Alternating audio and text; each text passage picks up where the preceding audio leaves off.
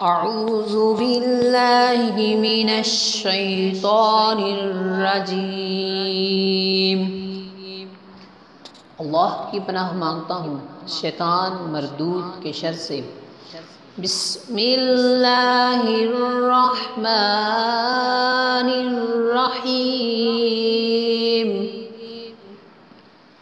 اللہ کے نام سے شروع جو بہت مہربان نہایت رحم والا ہے۔ فَجَعَلْنَاهَا نَقَالًا لِمَا بَيْنَ يَدَيْهَا وَمَا خَلْفَهَا وَمَوْعِظَةً لِلْمُتَّقِينَ۔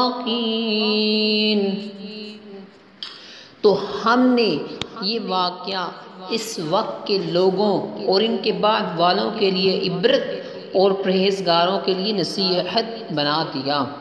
دوستوں ابھی آپ نے سورہ بقرہ آیت نمبر 66 ملاحظہ فرمائی اور اس کا ترجمہ بھی سماعت فرمایا۔ دوستوں جو بنی اسرائیل پر عذاب ہوا تھا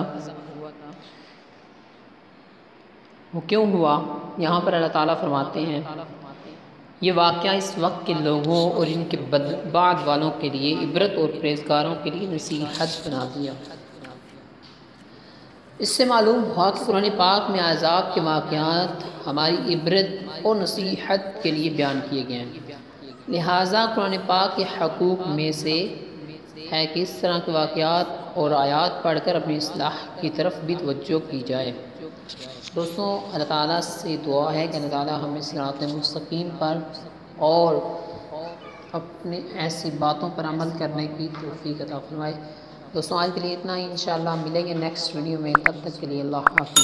السلام علیکم ورحمۃ اللہ وبرکاتہ۔